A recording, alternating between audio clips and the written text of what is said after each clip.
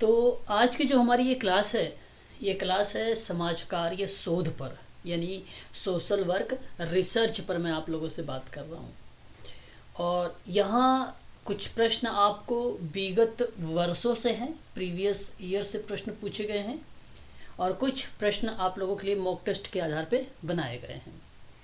प्रश्न समाज कार्य शोध के लिए ये इम्पोर्टेंट है। ऐसे प्रश्न आप लोगों को एग्ज़ाम में भी देखने को मिल सकता है। प्रश्नों को बहुत ध्यानपूर्वक देखिएगा और तब जाके आप लोग ऑप्शन का चुनाव करिएगा। तो ये class AIIMS medical social work के लिए भी इम्पोर्टेंट है और साथ ही साथ यूजीसी नेट के लिए भी इम्पोर्टेंट है। और आरपीएससी आप जान ही रहे हैं कि 28 जनवरी को एग्ज़ाम है और बाकी सेट का पेपर तो आने ही वाला है। वहाँ पर भी आप लोगों को जो है समाज कार्य शोध के बारे में पढ़ना पड़ेगा। तो इसलिए समाज कार्य शोध के जो ये प्रश्न हैं आप सभी लोग बहुत अच्छे से और ध्यानपूर्वक करिएगा। प्रश्न पहला ये है कि हस्तक्षेप अनुसंधान के निम्नलिखित, या मैं आपसे कहूँ निम्नांकित, ठीक है, चरणों को सही क्रम में व्यवस्थित करें। आपको रिसर्च का जो स्टेप होता है, जो चरण होता है, उसको सही क्रम में दर्शाना है। आप लोगों को ये आपको ध्यान रखना है, क्रम दर्शाना है जी। ये ऑप्शन है ना? ऑप्शन ए कह रहे हैं। चलिए देखते हैं। अगर अगर मैं आपसे बात करूं तो देखिए, उद्देश्यों की पहचान पहले में है ना।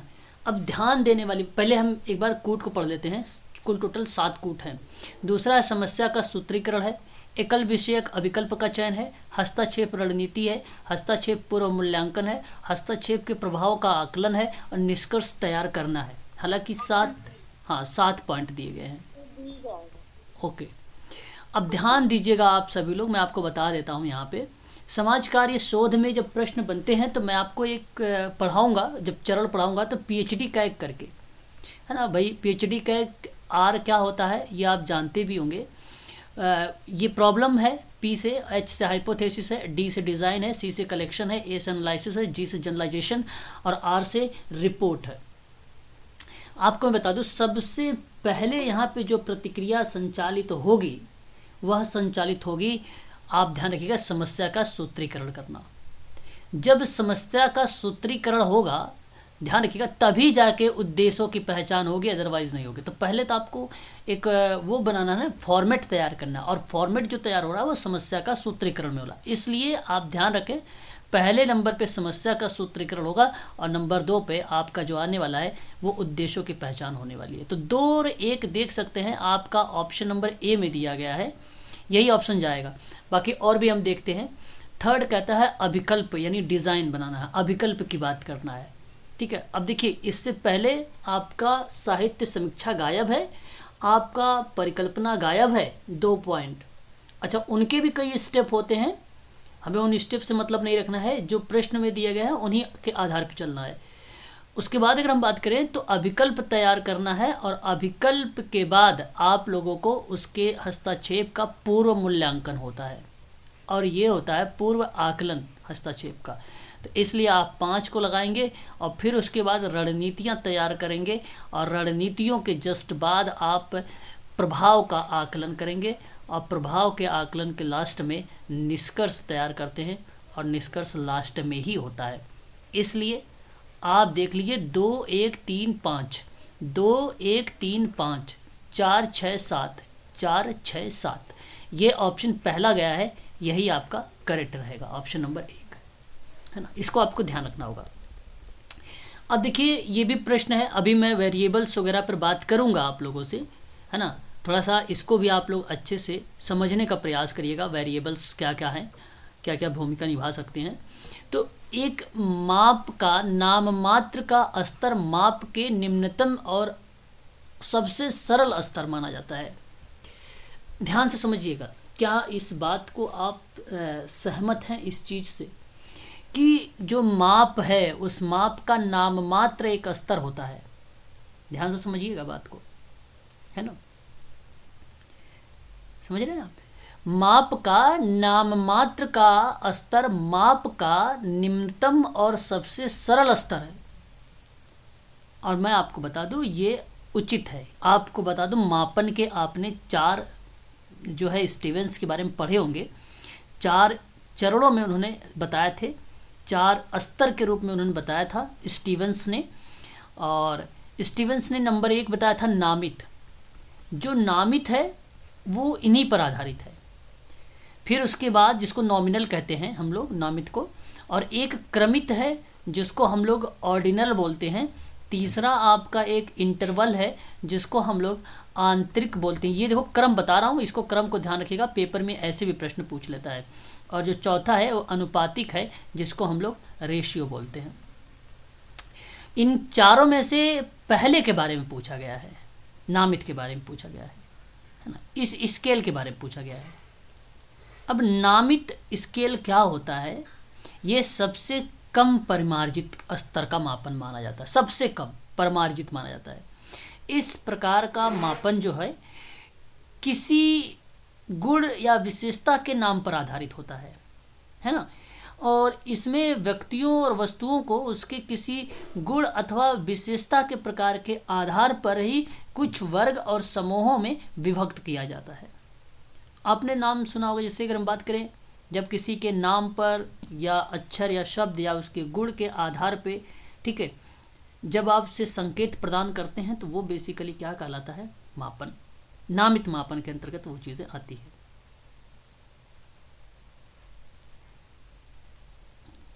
ठीक है, क्लियर? बताओ एक बार।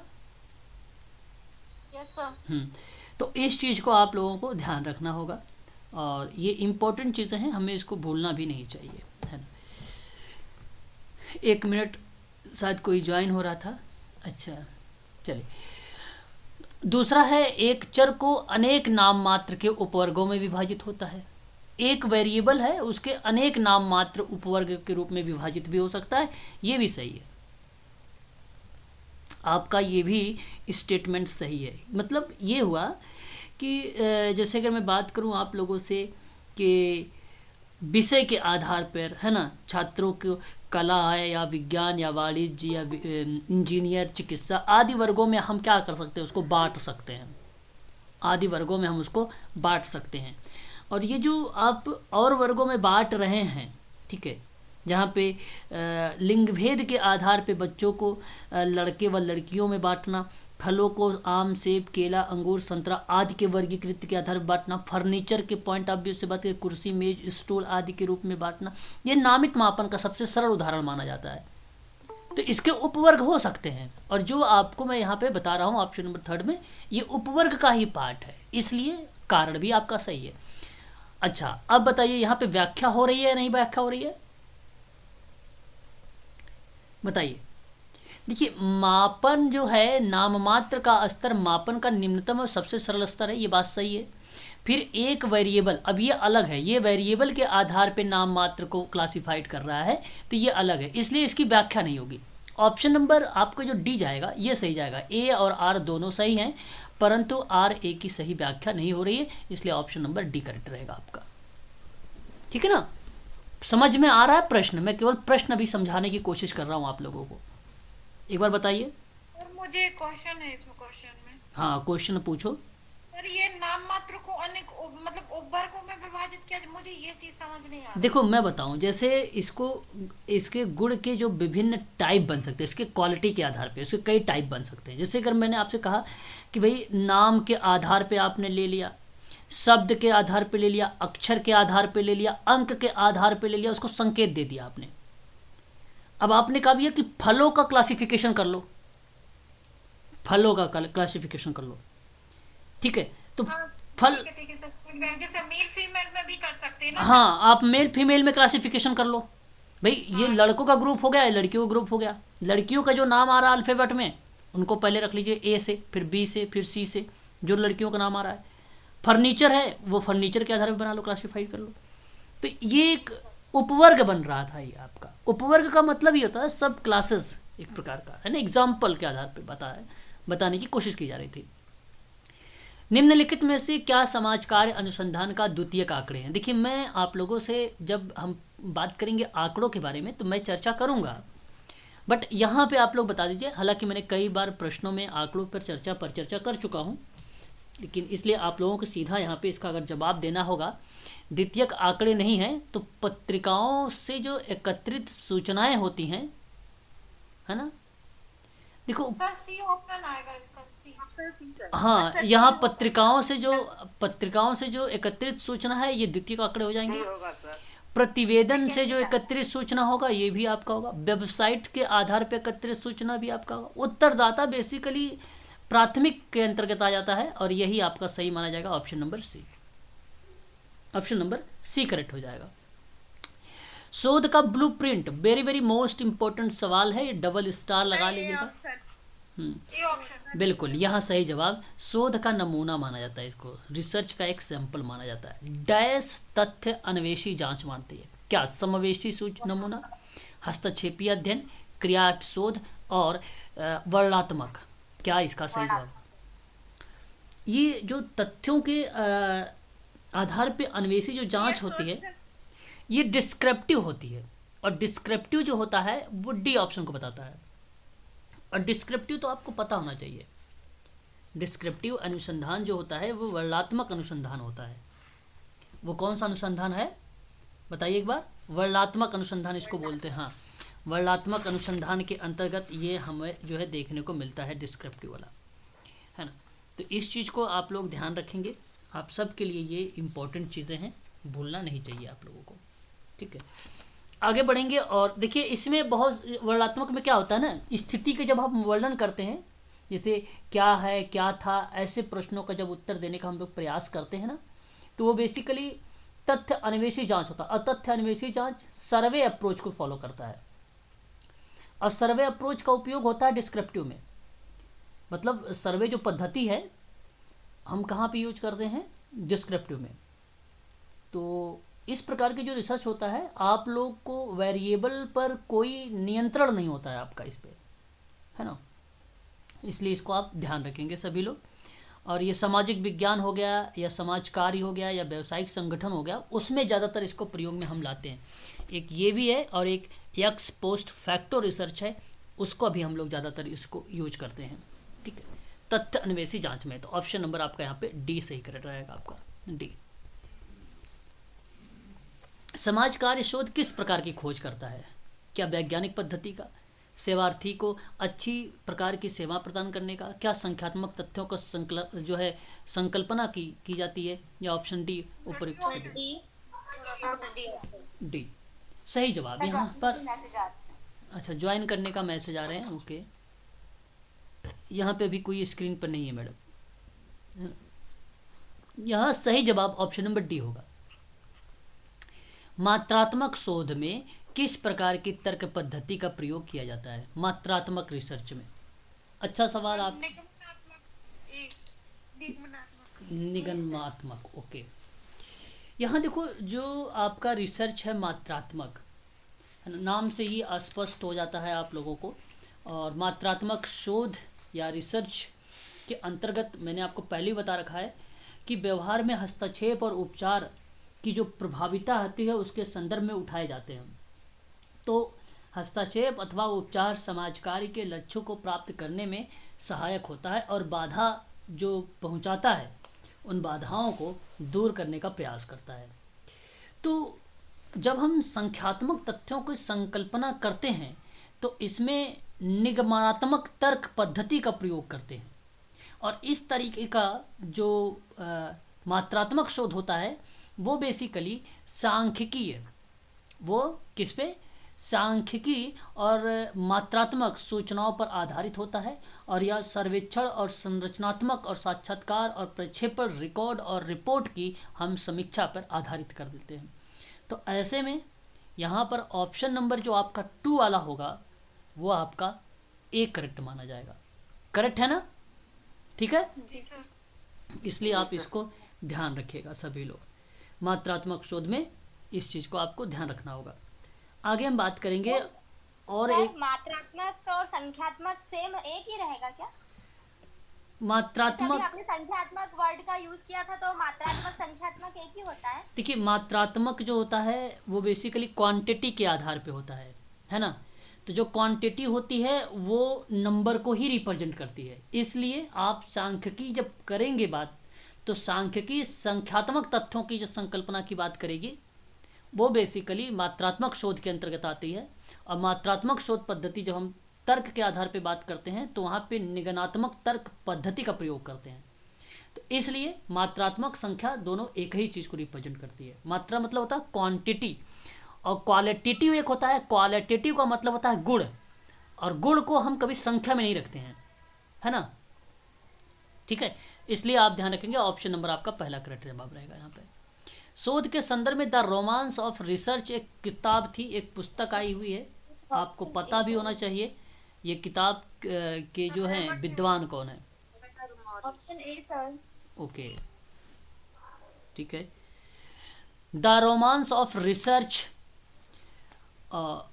यहाँ पे जो इसकी बुक है, ये बुक आती है ऑप्शन नंबर ए। इस बुक की अगर कोई जरक हैं तो आप ध्यान रखिएगा सभी लोग, रेमंड या रेड, इसको बोलते हैं रेडमैन, ठीक है, रेडमैन एंड मोरी, याद रखिएगा, ये भी आप सबके लिए इम्पोर्टेंट रहेगा किताब, ठीक है। और सन 1880 जी। सर बोगार्ट्स का भी नाम इसमें आता है क्या? नहीं, बोगार्ट्स का नाम नहीं आता, रेडमैन में यहाँ पे बोगार्ट्स का नाम नहीं आएगा, ठीक है। तो याद रखेंगे ये सन 1880 में, सन 1880 में रेडमैन एंड AVH मोरी के द्वारा जो है ये किताब दी गई थी। ये सर ज्वाइनिंग का मैसेज आ रहा है। ओके, ठीक है, तो इस चीज़ को आप लोगों को ध्यान रखना होगा, ठीक है। चलिए आगे बात करते हैं और भी चीज़ों पर और सवाल। अवलोकित सामग्री का संभावित साधारणीकरण एवं सत्यापन करते हुए पर्याप्त कर्म विषयक और व्यवस्थित पद्धति है, शोध के संदर्भ में किस विद्वान की ये परिभाषा है ना। बताइए एक बार इस शब्द का। अच्छा, यहाँ आपका जो जवाब आ रहा है क्वेश्चन नंबर 4 का, ए की तरफ लुडवर्ग का नाम, और यही आपका करेक्ट जवाब हो जाएगा, है ना, यही आपका करेक्ट जवाब हो जाएगा। समाज कार्य शोध में ये चीज़ें देखने को हमें मिली है, ठीक है। आगे बात करेंगे क्वेश्चन नंबर 5 के बारे में। एक साथ रहने वाले व्यक्तियों के जीवन क्रियाशील अंतर्निहित प्रक्रियाओं का अन्वेषण ही सामाजिक अनुसंधान है, ये किस विद्वान का परिभाषा बन जाती है। एक साथ रहने वाले व्यक्तियों के जीवन में, जी जी, बी ऑप्शन। हाँ, बोगार्ट्स, बी। हाँ, बोगार्ट्स ने एक सामाजिक दूरी का मापन दिया था, मैंने आपको एक बार पढ़ाया भी है बोगार्ट्स का। हम की भावना की भी जब बात होती है तो बोगार्ट्स का ही नाम आता है कम्युनिटी ऑर्गेनाइजेशन में, इसलिए इनका 2-3 जगह बहुत ही फेमस क्वेश्चंस के रूप में आते हैं बोगार्ट्स महोदय, इसलिए इनको आप ध्यान रखिएगा। समाज कार्य अनुसंधान में या सामाजिक अनुसंधान शोध के कारण है क्या, इसके रीजंस क्या क्या हैं सामाजिक अनुसंधान के शोध के, ठीक है। तो क्वेश्चन नंबर जो 6 है, अगर हम बात करें, नए तथ्यों की बजाय पुराने तथ्यों को सत्यापन करता है क्या, ये बताइए। बिल्कुल करता है, ये सही है। सामाजिक समस्याओं का प्रत्यक्ष अवलोकन भी करता है, ये भी आपका सही है। और वैज्ञानिक पद्धतियों के आधार पर कार्य कारण संबंध की स्थापना भी करता है, ये भी सही है। इसलिए ऑप्शन नंबर डी का चुनाव करें। D option. हाँ, तो ये चीज़ें आप लोगों को ध्यान रखना है, ये प्रश्न आप सबके पेपर में बन सकते हैं। कॉन्सेप्ट केवल आप समझते चलिए बस। यहाँ पे किस विद्वान ने समाज कार्य की प्रकृति यानी नेचर को 4 आधार पर क्लासिफाइड किया था, 4 आधार पे क्लासिफाइड किया गया था समाज कार्य शोध की प्रकृति, है ना। तो क्वेश्चन नंबर जो 7 है, इसका सही जवाब रीड आ जाता है, विलियम रीड का नाम आ जाता है। तो ये समाज कार्य अनुसंधान या सामाजिक विज्ञान शोध के जब अर्थों को हम लोग स्पष्ट करते हैं तो उसकी प्रकृति में विलियम रीड महोदय के द्वारा 4 टाइप की चीज़ें देखने को मिलती है। पहला मिलता है कि वह अध्ययन जिसका संबंध सभी व्यक्ति और परिवार और छोटे समूह के व्यवहारों में और उसके व्यक्तित्व से संबंधित समस्याएं होती हैं, तो वो एक नेचर के रूप में हमें देखने को मिलता है। एक बात तो इन्होंने ये बोला था। दूसरी बात इनका कहना ये था कि समाज कार्य शोध में जो सामाजिक संगठन है, जो समुदाय हैं, जो सामाजिक नीतियां हैं, उसका आप अध्ययन करें तो भी वो प्रकृति के आधार पर ही क्लासिफिकेशन कहलाएगी। नंबर थर्ड एक पॉइंट इन्होंने बताया था, कहा था कि संबंधित जानकारी का उपयोग करिए और उसका अंतिम परिणाम जानने की कोशिश करें, और वो भी एक प्रकार का समाज कार्य की प्रकृति कहलाती है। और एक आपका लास्ट इसमें बताया था कि मनोवृत्ति पर शोध करिए, अभिसंस्करण पर शोध करिए, सामाजिक कार्यकर्ताओं को ट्रेनिंग की बात करिए। तो ये कहीं ना कहीं समाज कार्य के अंतर्गत 4 टाइप के ये क्लासिफिकेशन हो जाते हैं। हालांकि अगर हम गार्टन महोदय के बारे में बात करें तो इन्होंने भी उस प्रकृति को कई भागों में डिवाइड किया था। बेसिकली इनका कोई एग्जैक्ट नहीं है कि भाई 2 या 3 वर्ष में 3 में दिया है। और ये जो सीए मोजर महोदय हैं, ये समाज कार्य शोध में परिभाषा लिखते हुए कहे हैं कि सामाजिक घटनाओं और समस्याओं के संबंध में नए ज्ञान की प्राप्ति के लिए व्यवस्थित अन्वेषण को हम सामाजिक शोध कहेंगे। ये सीए मोजर कहते हैं। पीवी यंग बेसिकली चरण बताते हैं, कुल टोटल 15 चरण बताए थे इन्होंने समाज कार्य में, ठीक है। और इनकी परिभाषा ये थी कि तार्किक और क्रमबद्ध पद्धति के द्वारा जो नए तथ्य की खोज करना अथवा पुराने तथ्यों को और उसके अनुक्रम और अंतर संबंधों और कारणों को संचालित करके प्राकृतिक नियमों को खोजते हैं, तो वो समाजकारी शोध कहलाता है। तो इस तरीके की बात इन लोगों ने कहा था। बात करेंगे अगर हम लोग शोध की प्रकृति पे गार्डन महोदय के बारे में, इन्होंने निम्नलिखित में से कुछ तत्व शामिल किए हैं, और वो तत्व कौन कौन से शामिल किए गए हैं। क्वेश्चन नंबर 8 आपको बताएगा कि सामाजिक समस्याओं का समाधान ये है आपका, एक सिद्धांतों का सामान्यीकरण है और एक उत्तम परिणाम की चेष्टा है, और ऑप्शन जो डी है ये उपयुक्त सभी है, ठीक है। तो ये चीज़ें आपको ध्यान रखना होगा। क्वेश्चन नंबर 8 का ऑप्शन नंबर जो डी रहेगा ये करेक्ट रहेगा आपका। क्वेश्चन नंबर 9 देख लीजिए, निम्नलिखित में से कौन सा विद्वान जो है समाज कार्य शोध के क्षेत्र से संबंधित है। कौन सा विद्वान है जो समाज कार्य क्षेत्र से संबंधित है। आपको सी ऑप्शन देखिए, बिल्कुल हाँ, कार्ल पियर्सन भी समाज कार्य शोध के विस्तृत क्षेत्र के रूप में ये जाने जाते हैं। सामाजिक शोध का जो क्षेत्र है वस्तुतः असीमित है और शोध सामग्री अंतर्निहित है। सामाजिक घटनाओं का प्रत्येक समूह, सामाजिक जीवन का प्रत्येक पहलू, पूर्व और वर्तमान विकास का प्रत्येक चरण जो है सामाजिक वैज्ञानिक के लिए एक सामग्री के रूप में काम करता है। इसलिए कार्ल पियर्सन का ये हमें व्यापक क्षेत्रों के रूप में देखने को मिलता है। वहीं अगर हम बात करें पीवी यंग, इन्होंने भी व्यापक विवेचना किया है, ठीक है। तो समाज कार्य शोध के क्षेत्रों में कि भाई जीवन की किसी भी विशिष्ट अथवा सामान्य घटना का शोध के लिए चयनित कर सकते हैं आप, व्यवस्थापन और मापन कर सकते हैं आप, ठीक है। कार्यक्रम को समुदाय में आंतरिक साधनों की संभाविता को प्राप्त कर सकते हैं आप। इस तरीके की बात जो है पीवी यंग महोदय की है। इसलिए ऑप्शन नंबर आप सी का चुनाव करें, ए और बी करेक्ट रहेगा। यहाँ पे ए और बी आपका करेक्ट रहेगा। क्वेश्चन नंबर 9 का ऑप्शन नंबर सी सही रहेगा।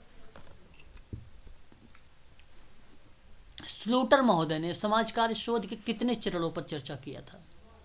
कुल टोटल 15 चरण पर बात किया था। हाँ, ठीक है, ध्यान रखेंगे आप लोग, है ना, ये भी चीज़ें हैं। सीआर कोठारी ने शोध प्रक्रिया के कुल कितने चरणों पर चर्चा किया था। तो 11 चरणों पर बात किया था। हाँ, ये भी आप ध्यान रख सकते हैं, है ना। अगर हम बात करें राम आहूजा ने शोध के कौन से चरणों पर चर्चा किया है, ध्यान रखेंगे ये राम आहूजा का भी नाम हमें देखने को पेपर में मिल जाता है। कुल 6 चरणों पर बात किए थे। अब ये 6 चरण कौन कौन से थे उनके, एक था कि भाई अध्ययन समस्या का निर्धारण करना, आप देख रहे हैं ऑप्शन में। एक था इनका कि शोध प्रारूप को तय करना, ये भी ऑप्शन में देख रहे हैं आप। एक इनका था निर्देशन की योजना बनाना, ये भी ऑप्शन में है। और एक यहाँ पे था आंकड़ों का संकलन करना, और एक यहाँ पे था आंकड़ों का विश्लेषण करना, और एक था प्रतिवेदन तैयार करना। ऑप्शन नंबर डी करेक्ट रहेगा यहाँ पे, है ना। ऑप्शन नंबर डी करेक्ट रहेगा। कुल टोटल 6 इनके चरण देखने को मिले हैं समाज कार्य शोध में। 3 आपके सामने यहाँ पे है, आंकड़ों का संकलन करना, विश्लेषण करना और रिपोर्ट तैयार करना। ये 3 आपका स्किप किया गया है। निम्नलिखित में से कौन सा तत्व जो है प्रथम चरण में शामिल हो सकता है। क्वेश्चन नंबर 13 आपके सामने प्रथम चरण में शामिल हो सकता है। देखिए कुल टोटल जो चरण है 8 चरण है। कुल टोटल कितने चरण है, 8 चरण है समाज कार्य शोध के, 8 चरणों में बांटा गया है, इसको डिवाइड किया गया। अब पूछा है प्रथम चरण में क्या बात कही गई है, क्वेश्चन नंबर 13 ये में। ऑप्शन नहीं, प्रथम चरण में अगर हम बात करें तो ध्यान देने वाली बात आप सबके लिए है यहाँ पे कि शोध समस्या का गहन और व्यापक रूप से समझना, एक बात यह है, दूसरा विश्लेषणात्मक दृष्टिकोण, इसलिए ऑप्शन नंबर सी करेक्ट रहेगा आपका। सर विश्लेषणात्मक दृष्टिकोण कैसे होगा सर? देखो समझ नहीं आया। बताता हूँ। प्रथम चरण का मतलब ये हुआ कि समस्या का चुनाव करने से, शोध विषय का निर्धारण करने से, ये बात तो आपको अच्छे समझ में आ गई होगी कि प्रथम चरण का मतलब ही होता भी है कि समस्या का चुनाव कर लो या उस शोध विषय का कोई निर्धारण कर लो। तो इस चरण में विषय का निर्धारण करना और सैद्धांतिक और अवधारणात्मक पक्ष को स्पष्ट करना प्रथम उद्देश्य है प्रथम चरण का। अब इसके शोध विषय के निर्धारण और उसके प्रतिपादन की दो अवस्थाएं मैडम बनती हैं। एक अवस्था ये बनती है कि शोध समस्या का गहन रूप से या व्यापक रूप से समझना।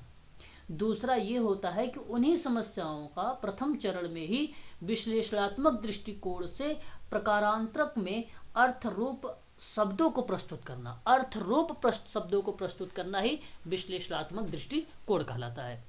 आप विश्लेषणात्मक में डेटा को ना समझे, यहाँ पे दृष्टिकोण लिखा हुआ है, इसलिए पॉइंट ऑफ व्यू पूछा गया है, ना कि आंकड़े पूछे गए हैं, है ना, आंकड़े नहीं है ये।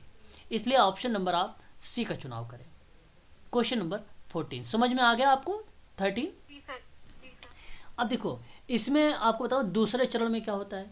दूसरे चरण में क्या होता है कि चयनित विषय जो आपने पहले चरण में चयन किया था, उन सभी पक्षों को आप प्रकाशित सामग्री का गहन अध्ययन करोगे ताकि चयनित विषय के सभी पक्षों की जानकारी प्राप्त हो सके। इसलिए जानकारी कलेक्ट करते हैं हम दूसरे चरण में। जो तीसरा चरण होता है, उस तीसरे चरण में बात करें तो समस्त जो सामग्रियां होती हैं उनके अध्ययन के उपरांत शोधकर्ता अपने शोध के उद्देश्यों को स्पष्ट रूप से अभिव्यक्त करने लगता है। यानी उद्देश्यों के आधार पर ही आगे की प्रक्रिया निर्भर करती है ना। तो तथ्य संकलन की प्रविधि जो है इसमें चयन हो जाता है। तो थर्ड स्टेप में तथ्य को संकलित कर लेना। और चौथे स्टेप में अगर हम बात करें, जब तथ्यों को आपने संकलित कर लिया है तो उन्हीं के आधार पे आप हाइपोथेसिस बनाना शुरू करते हैं। तो चौथे चरण आपका परिकल्पना बताता है। पांचवा चरण आपका क्या बताएगा? पांचवा चरण बेसिकली सैंपलिंग को बताता है ना। वहीं पर आपको क्रॉस सेक्शन का भी चीज़ देखने को मिलता है और वहीं एक परिभाषा बनती है कि किसी विशाल या संपूर्ण का लघु प्रतिनिधि होता है निदर्शन। और गुड्डेनहार्ट की परिभाषा पांचवें चरण में देखने को हमें मिलती है। निदर्शन पांचवें चरण में है, इसलिए पांचवें स्टेप में हमें गुड्डेनहार्ट का नाम देखने को मिलता है। छठे चरण में क्या होता है, जहाँ नियमों और तकनीकों का सम्मेलन करके उसको सम्मिलित करके शोध की विधि बनाई जाती है। वहीं हम लोग अवलोकन करते हैं। छठे स्टेप में केस स्टडी लेते हैं, जीवन का इतिहास लेते हैं, इत्यादि शोध की विधियों का हम लोग उल्लेख करना शुरुआत कर देते हैं। उसके बाद आपका आता है सातवां। तो सातवां में क्या होता है, प्राथमिक और संकलन। जब उपकरण की प्रविधियां निर्धारित हो जाती हैं, उपकरणों की मतलब जो टूल्स हैं, उन टूल्स की मेथड्स को हम निर्धारित करते हैं सातवें में।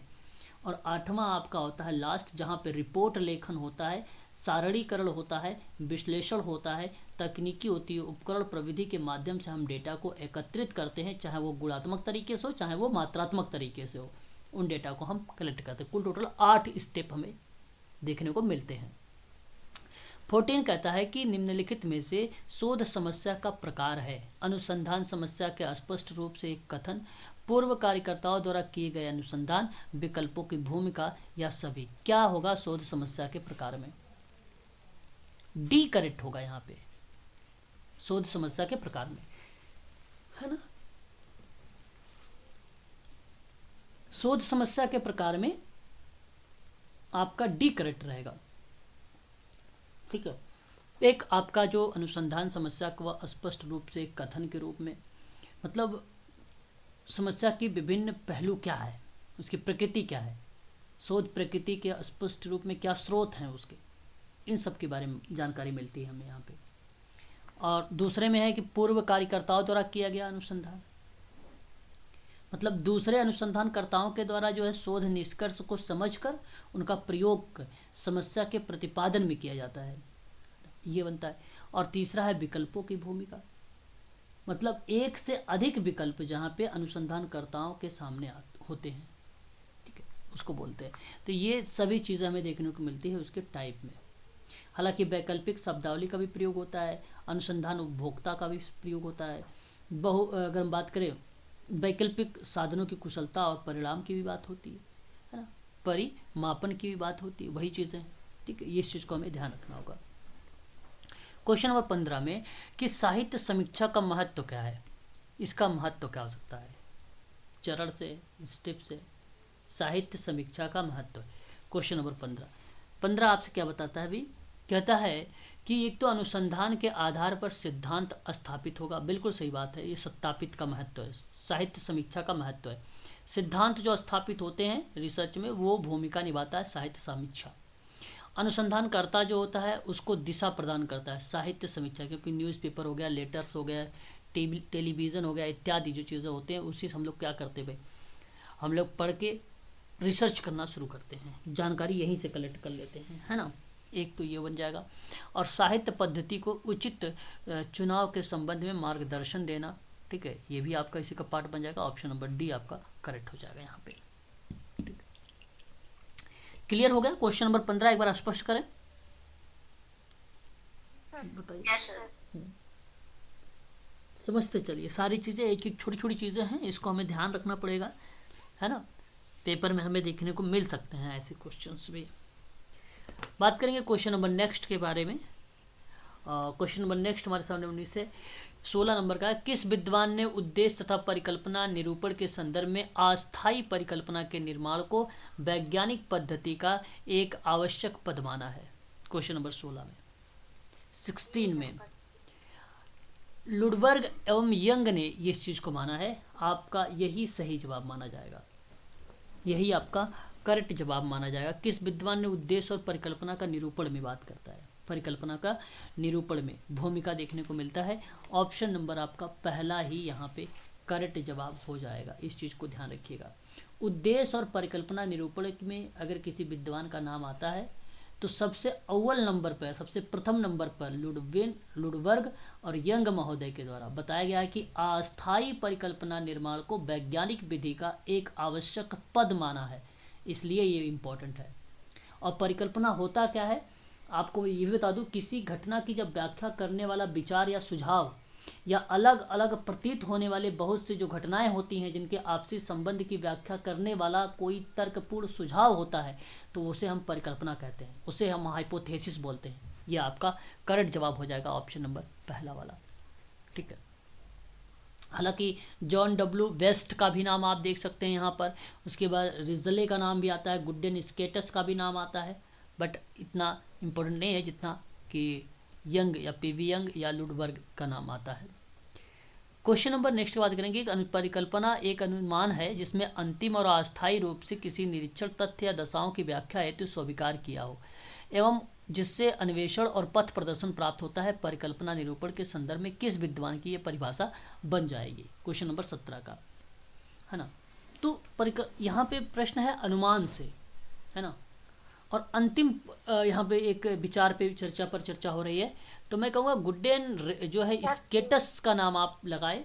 गुड्डन स्केटस जो हैं, हाँ, इन्होंने कहा है कि अंतिम और अस्थायी रूप में निर्धारित का मतलब होता है निरीक्षित का मतलब होता है निरूपित, यानी दशाओं की व्याख्या हेतु स्वीकार किया है जिसमें अन्वेषण यानी शोध को पथ प्रदर्शन के रूप में प्राप्त किया जाता है।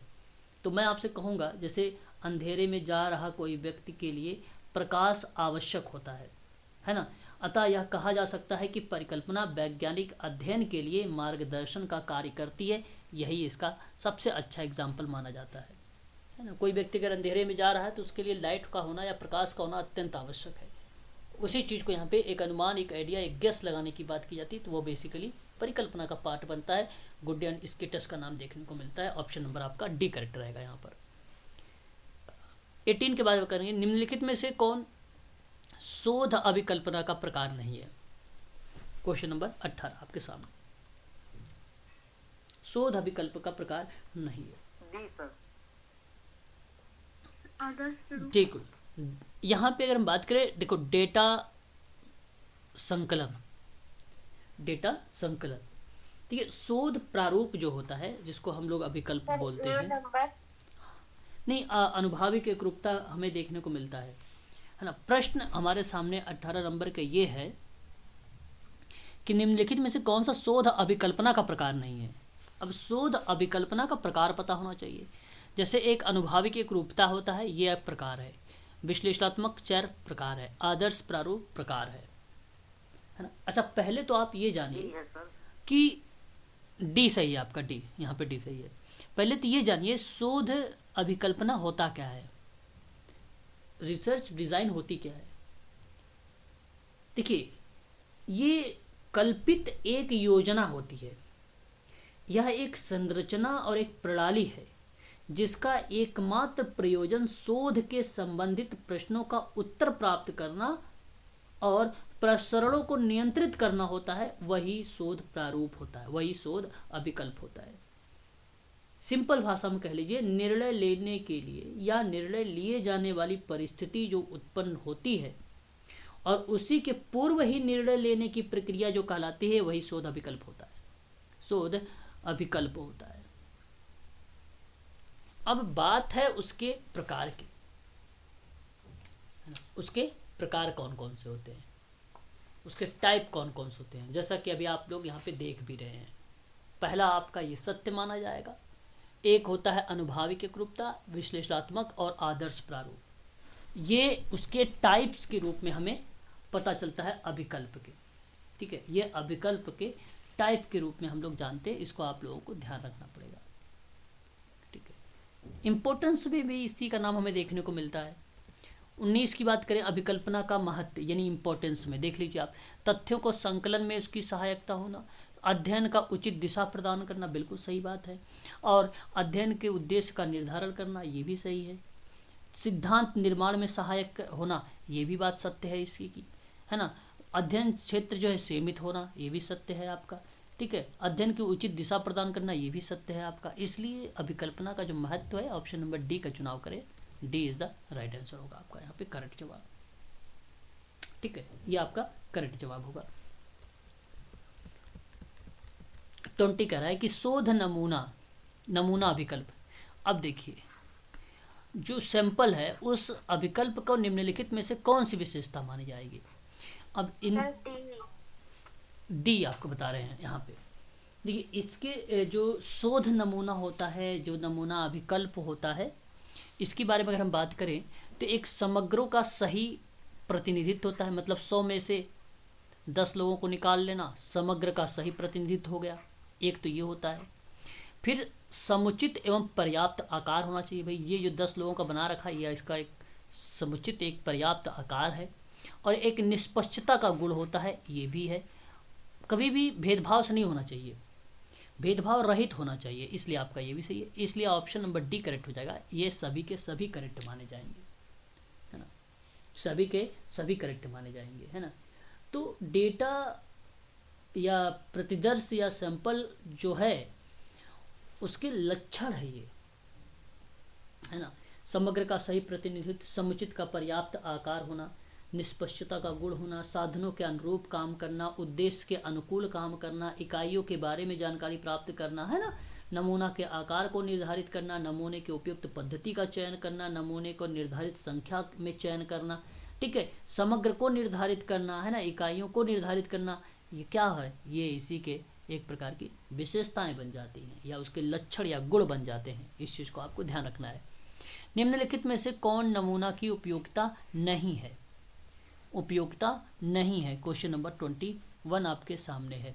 तो डेटा सर्वेक्षण नहीं है नमूना में, बाकी विस्तृत और गहन अध्ययन की संभावना होती है, वैधनीयता भी होती है, निष्कर्षों की परिशुद्धता भी होती है, ठीक है। डेटा का सर्वेक्षण नहीं होता है। प्रश्न है, नमूने की उपयोगिता नहीं होनी चाहिए। सर ये वाला पॉइंट एक बार समझा दीजिए, डेटा सर्वेक्षण मतलब क्यों नहीं होगा।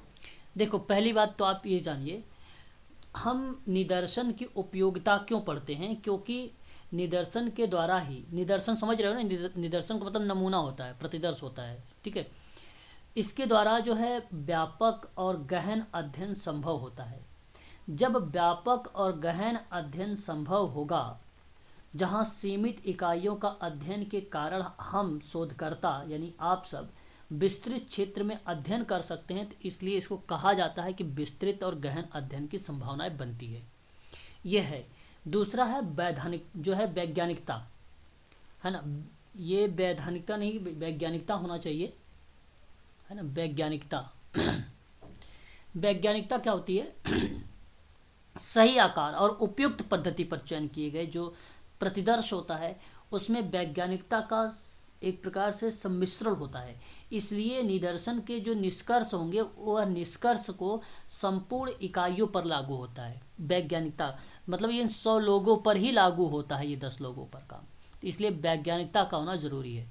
और निष्कर्षों की परिशुद्धता, यदि कोई निदर्शन समग्र या प्रतिदर्श करता है तो इसमें न केवल विश्वसनीय आंकड़े हो सकते हैं, बल्कि यथार्थ निष्कर्ष भी निकाले जा सकते हैं। इसलिए निष्कर्ष की परिशुद्धता भी ज़रूरी है।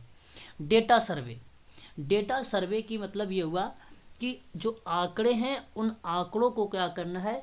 सर्वेक्षण के माध्यम से। तो हम पढ़ रहे हैं नमूना, सैंपल, हम पढ़ रहे हैं सैंपल। तो हम जब डेटा कलेक्शन की बात करते हैं, डेटा कलेक्ट करने की बात करते हैं, तब हम डेटा सर्वेक्षण को शामिल करते हैं। लेकिन नमूना की उपयोगिता, प्रतिदर्श की उपयोगिता डेटा सर्वेक्षण नहीं है। डेटा सर्वेक्षण नहीं है। यहाँ समय की बचत है, यहाँ कम श्रम और शक्ति की बात है, प्रशासनिक सुविधा की बात है, निष्कर्षों की परिशुद्धता की बात है, ठीक है, विस्तृत गहन अध्ययन की बात है, वैज्ञानिकता की बात है, ना कि डाटा सर्वेक्षण की बात है। और डाटा सर्वेक्षण तब होता है जहाँ हम आंकड़े संग्रह करते हैं। मतलब जब हमें आंकड़ों द्वारा किसी भी विषय से संबंधित यथार्थ या शुद्ध व संक्षिप्त जानकारी प्राप्त होती है, तब हम डेटा सर्वेक्षण का यूज़ करते हैं, है ना। नमूना की उपयोगिता में इसका कोई भूमिका नहीं, इसलिए ऑप्शन नंबर आपका पहला सही रहेगा, ठीक है। जी सर। स्रोत के कितने श्रेणी होते हैं? स्रोत के कितने श्रेणी होते हैं? क्या प्राथमिक होता है, द्वितीयक होता है, या ये भी होता है, या इनमें से कोई नहीं होता है? ए और बी दोनों सर। सी होगा, ए और बी दोनों होता है। बिल्कुल सही जवाब यहाँ पे आपने बताया कि जो रिसोर्सेज होते हैं वो ए और बी, बेसिकली इसके अंतर्गत एक तृतीयक भी होता है, एक तृतीयक भी होता है, 3 होते हैं। तो ध्यान रखिएगा, जो ए है आपका वो आपको प्राथमिक स्रोत बताता है। मतलब प्राथमिक स्रोत उस दस्तावेज को कहा जाएगा जिसमें घटना या स्रोत के समय लिखा जाता हो, है ना। जैसे मैंने उदाहरण के तौर पे भाषण अगर हुआ, पत्र हुआ, डायरी हुआ, आत्मकथा हुआ, साक्षात्कार हुआ, रिपोर्ट हुआ, अदालत के रिकॉर्ड हुए, है ना, कलाकृतियाँ हुई, तस्वीर हुआ, चित्र हुआ, इत्यादि जो शामिल होते हैं वो बेसिकली प्राथमिक स्रोत होते आते हैं। और द्वितीयक स्रोत को ही हम लोग माध्यमिक स्रोत कहते हैं। इसी को हम लोग अप्रत्यक्ष स्रोत भी बोलते हैं, क्योंकि यह विषय वस्तु से संबंधित घटना के बाद जो युक्त विषय होता है उनके बारे में लिखा जाता है। मतलब आप ये समझ लीजिए कि दस्तावेज को आमतौर पर प्राथमिक दस्तावेज के संदर्भ में ही लिखा जाता है और व्याख्या प्रदान इसकी की जाती है। तो इसका डिस्क्रिप्टिव देने का प्रयास किया जाता है, और ये इसलिए इसको द्वितीयक स्रोत के अंतर्गत रखा जाता है। और एक है तृतीयक होता है। तृतीयक जहाँ पाठ्य पुस्तक, पत्रिकाएं, समाचार पत्रों और रिपोर्ट किए जाने की अनुसंधान में जब हम सारांश को लेते हैं, निष्कर्ष को लेते हैं, तो वो तृतीयक स्रोत का भूमिका निभाता है, ठीक है। तो ये भी आपको ध्यान रखना होगा। तो किसी भी विषय के अध्ययन के लिए स्रोत की आवश्यकता होती है, और जिसके माध्यम से हम विषय की विविध जानकारी यानी समाज कल्याण प्रशासन प्राप्त कर सके, तब हम स्रोतों को प्रयोग करते हैं। और 3 भागों में बांटा गया है ये, प्राथमिक, द्वितीयक और तृतीयक। द्वितीयक को ही माध्यमिक भी बोला जाता है, इसलिए इसको ध्यान रखेंगे। अप्रत्यक्ष भी बोला जाता है उसको। 23 के कहेंगे, निम्नलिखित में से कौन से आंकड़े उपयुक्ता होते हैं या उपयुक्त होते हैं? आंकड़ों की बात हो रही। अब देखिए यहाँ पे आंकड़े, डाटा सर्वेक्षण अगर है ऑप्शन में तो सही है। क्वेश्चन नंबर 23 का अगर हम बात करें यहाँ पे, तो देखिए यथार्थ, शुद्ध और संक्षिप्त जानकारी होना जरूरी है ये। और प्रशासन, नियोजन और आंकड़ों का उपलब्ध कराना, सूचनाओं का संकलन होना, उपर्युक्त सभी सही रहेगा। ऑप्शन नंबर डी करेक्ट रहेगा यहाँ पे, है ना। ये आपका सही रहेगा। तो ये आंकड़ों के परिप्रेक्ष्य में था, है ना, ध्यान रखेंगे इसको भी। और आगे बात करेंगे, देखिए इसमें आत्महत्या, अपराध, निर्धनता इत्यादि के आंकड़े जो संग्रहित किए जाते हैं व्यवहारिक समाजकारी शोध कहलाते हैं, वो भी इसी का पार्ट बनता है। 24 करेंगे, निम्नलिखित में से कौन डेटा या आंकड़ों के प्रकार में शामिल है? गुणात्मक, मात्रात्मक, भौगोलिक या सभी? डी होगा सर। ओके, यहाँ सभी होगा, बिल्कुल। आंकड़ों के जो प्रकार है ना वो 3 टाइप के हैं, एक मात्रात्मक है, एक गुणात्मक है और एक भौगोलिक है। जो गुणात्मक आंकड़े होते हैं ये आपके नाम से पता है गुण से, और गुण आप जानते हैं अच्छे से, अपने लक्षण गुण के या प्रकार के आधार पर निर्धारित होता है और उनका वर्गीकृत बदलती विशेषताओं के आधार पर किया जाता है, इसलिए इसको गुणात्मक आंकड़े कहा जाता है। और एक होता है मात्रात्मक। मात्रात्मक आंकड़े एक ऐसे आंकड़े होते हैं जिनमें बदलती हुई मात्रा के आधार पे मापन का वर्गीकृत किया जाता है, जिनमें आंकड़ों की छोटी मात्रा में अधिकतम मात्रा क्रमबद्ध रूप से व्यवस्थित होती है और उन्हीं के बीच में एक विचलन और सहसंबंध जो पाया जाता है, विचलन और सहसंबंध का जो मापन होता है वो मात्रात्मक आंकड़े के ही अंतर्गत हमें देखने को मिलता है।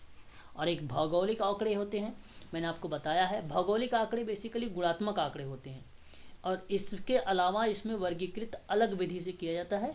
यहाँ राष्ट्र के अंतर्गत विभिन्न राज्यों की जनसंख्या को दर्शाने के लिए जो वितरित आंकड़े होते हैं वो बेसिकली भौगोलिक आंकड़े कहलाते हैं।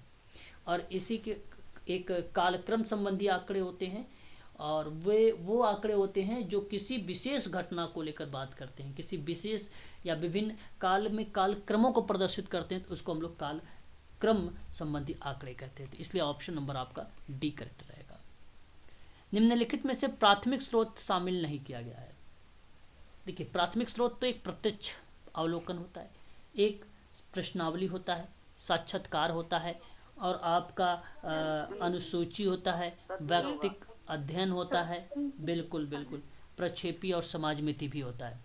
जो लिखित परीक्षण होता है वो व्यक्तिगत प्रलेख होता है, ये द्वितीयक के साधन है। तो इसलिए व्यक्तिगत प्रलेख में अगर हम बात करें लिखित परीक्षण के साथ साथ जीवन इतिहास हो गया, आत्मकथा हो गया, डायरी हो गया, पत्र हो गया, संस्मरण हो गया, ये लिखित में आता है। और एक सार्वजनिक होता है जहाँ पे रिकॉर्ड, रिपोर्ट और सांख्यिकी आंकड़े हम शामिल करते हैं। ठीक है, क्वेश्चन नंबर 25 था ये। 26 हम देखेंगे क्वेश्चन नंबर। ठीक है, प्रविधियों द्वारा या प्रविधियां एक समाज वैज्ञानिक के लिए वे मान्य और सुव्यवस्थित तरीके हैं जिन्हें वह अपने अध्ययन विषय से संबंधित विश्वसनीय तथ्यों को प्राप्त करने के लिए उपयोग में लाता है। तो डाटा संग्रह के संदर्भ में किस विद्वान ने ये परिभाषा दे दिया था? डाटा संग्रह से संबंधित में, डाटा कलेक्शन से संबंधित में किसको आप यहाँ पे प्राथमिकता देना चाहेंगे? Question number 26। नहीं, प्रोफेसर मोजर। ऑप्शन नंबर आपका यहाँ पर पहला ही करेक्ट रहेगा। गुड्डे का परिभाषा समग्रता से है, लघुत्तर भाग पर बात करते हैं। ठीक है, यहाँ पे सही जवाब ऑप्शन नंबर आपका ए करेक्ट रहेगा। तथ्य प्रकरण प्रक्रिया डैश कहलाता है या कहा जा सकता है जो आंकड़े को नियमित रूप से संचालित करता है। क्या डेटा प्रोसेस होगा, डेटा विश्लेषण, डेटा प्रस्तुतिकरण, डेटा क्लासिफिकेशन? क्या कहलाता है जब आप तथ्य प्रकरण की प्रक्रिया की बात करेंगे? ये होगा सर। अच्छा, मतलब देखो जो तथ्य प्रकरण होता है उसी को हम डेटा प्रोसेस भी कहते हैं, उसी को हम लोग क्या बोलते हैं? डेटा प्रोसेस भी बोलते हैं। ऑप्शन नंबर आपका ए करेक्ट रहेगा, यहाँ पे डेटा प्रोसेस ही है ये, ऑप्शन नंबर ए सही है। विषय वस्तु से संबंधित विचार को कहा जाता है, विषय वस्तु के परिप्रेक्ष्य में क्या कहा जाता है? विषय। ओके, यहाँ अगर हम बात करें क्वेश्चन नंबर 28 के बारे में, तो यहाँ संदर्भ लेखन होता है। क्या होता है? संदर्भ लेखन होता है। संदर्भ लेखन होता है। इस बात को भी आप लोग ध्यान रखेंगे कि प्रश्न जब विषय वस्तु से संबंधित विचार पर बात हो रही हो, विषय वस्तु के संबंध में विचार से बात हो रही है तो वो बेसिकली संदर्भ लेखन की प्रक्रिया बनती है। संदर्भ लेखन एक ऐसी विषय वस्तु से संबंधित है जिनका उपयोग करके शोध कार्य में बढ़ोतरी की जाती है। और जहाँ तक समाज कार्य के संदर्भ शैली का प्रश्न है तो उनमें शोध प्रतिवेदन लेखन हो या उदाहरण हो या पैराफ्रेजियम हो, इस तरीके की जब हम बात करते हैं तो शोध प्रतिवेदन लेखन की भूमिका हमें देखने को मिलती है, इसलिए संदर्भ लेखन का नाम सही रहेगा। विषय वस्तु से संबंधित अगर विचार आप करें संदर्भ लेखन पर करें, ऑप्शन नंबर बी करेक्ट है। और संदर्भ लेखन वही है, आप इग्नू की बुक पढ़ रखे होंगे और जो इग्नू की बुक पढ़े होंगे उसके नीचे आप अगर देखेंगे तो कुछ विद्वान के नाम लिखे होते हैं और वहाँ पे वर्ष लिखा होता है और फिर उसके बाद पब्लिकेशन, किताब, यूनिवर्सिटी हो गई या पब्लिशर हो गया, जो वो लिखा होता है। तो वही उसी पर आधारित ये प्रश्न है कि विषय वस्तु के संबंध में, अब ये विषय वस्तु आप पढ़ रहे हैं समाज कार्य शोध, अब शोध के संदर्भ में विचार कहा जाएगा तो उससे संबंध में जो विचार होगा वो संदर्भ लेखन है। मान लो यहाँ पे मैंने अगर कह दिया कि भाई मैकडोनाल्ड का किताब है सोशल वर्क रिसर्च, है ना, अब सोशल वर्क रिसर्च नीचे लिखा हुआ है तो ये संदर्भ लेखन हो जाएगा। ऑप्शन नंबर आपका बी करेक्ट हो जाएगा, यहाँ पे बी करेक्ट रहेगा 28 का, है ना। 29 की बात करें, निम्नलिखित में से कौन प्रतिवेदन से संबंधित मूलभूत तथ्य है। मूलभूत का मतलब होता है बुनियादी तथ्य, है ना। कौन सा है मूलभूत तथ्य? D sir. Okay sir D. D. यहाँ अगर हम बात करें 29 में तो जैसे आप कह सकते हैं प्रतिवेदन प्रस्तुत करने के उद्देश्य की जानकारी होना, प्रतिवेदन बनाने में ग्राफ, फिर अध्ययन की विधियाँ, उपयुक्त सभी। बिल्कुल सही जवाब है यहाँ पे, डी करेक्ट होगा, क्योंकि उद्देश्य की जानकारी होनी चाहिए प्रतिवेदन प्रस्तुत करने के। फिर यह ज्ञात भी होना चाहिए कि प्रतिवेदन के माध्यम से रिपोर्ट प्राप्त जो करने वाला क्या उपेक्षा करता है, अध्ययन के लिए कौन सी विधियाँ प्रयोग में ला रहा है ना, उसकी विधियों, ये जो विधियाँ हैं उसको स्वीकार करने योग्य है या नहीं है ना। प्रतिवेदन बनाने के लिए ग्राफ, मानचित्र, नक्शे, रेखांकित इत्यादि का प्रयोग करना चाहिए आप लोगों को, है ना।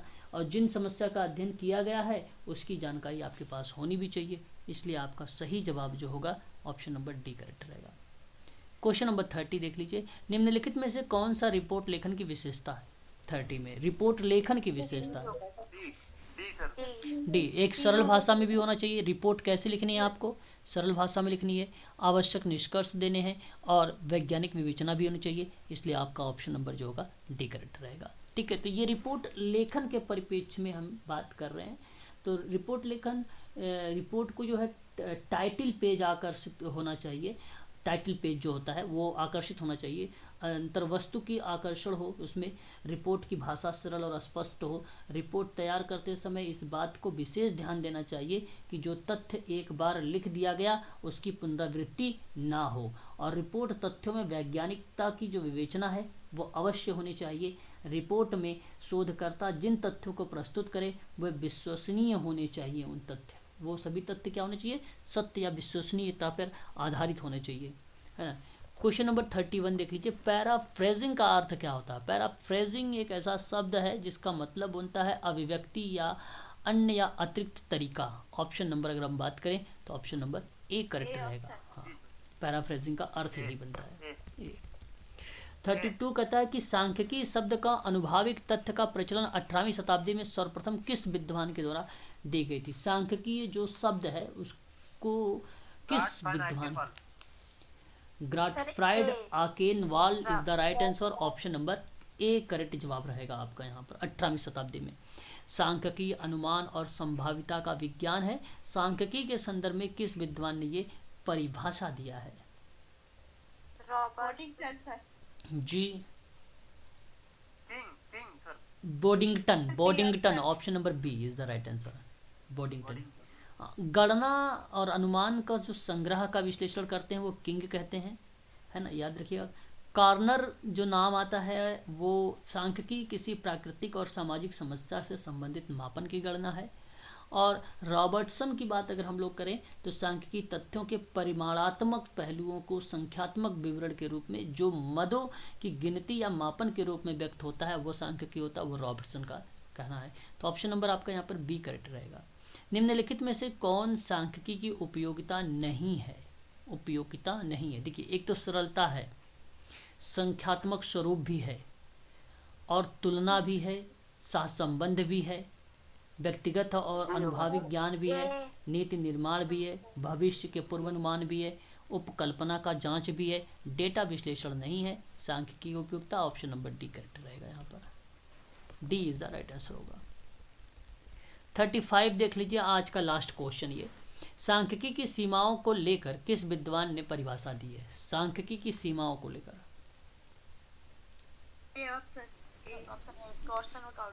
ओके, 35 का सही जवाब होगा Croxton and Cowden. Option number A is the right answer माना जाएगा यहाँ पे करेक्ट जवाब। ठीक है, तो बस आज के लिए इतना ही। आप लोग देखिए, अभी हम शाम को जो 8 बजे क्लास लेंगे आप लोगों की 8 PM पर, वो समाजकार्य शोध पर हम लोग बात करने वाले हैं। जैसे कि मैं आपको दिखा भी देता हूँ, समाजकार्य शोध के प्रकार रह गए हैं, प्रकार पर बात करेंगे। अभी चरण रह गया, परिकल्पना रह गई है, निदर्शन रह गया है। ठीक है, इन सब पर हम लोग बात करने वाले हैं। तो मैंने आपको आज दिखा दिया है कि समाजकार्य शोध में प्रश्न किस तरीके से हमें देखने को मिलते हैं।